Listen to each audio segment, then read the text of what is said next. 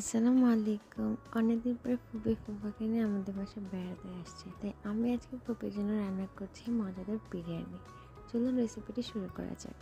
এই মজাদার রেসিপিটি তৈরি করার জন্য প্রথমে একটি প্যান ভালো করে গরম করে এতে দিয়ে দেবো 1/2 কাপ পরিমাণ তেল এবং 1 কাপ পরিমাণ পেঁয়াজ কুচি। পেঁয়াজগুলো হালকা বাদামি করে ভেজে নেব।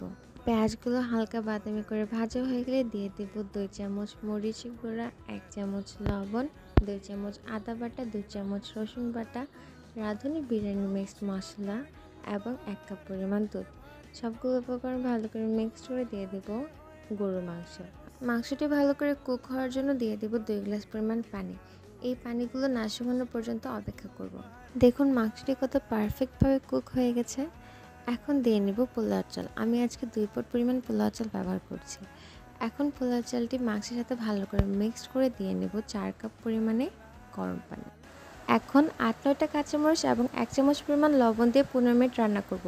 ব্যাস তৈরি হয়ে গেল মজাদার বিরিয়ানি। তো চলুন আমার ফুফা থেকে রিভিউ নেওয়া যাক বিরিয়ানিটি কেমন হয়েছে। বিরিয়ানিটা পাকাইছে, অনেক ভালো হয়েছে।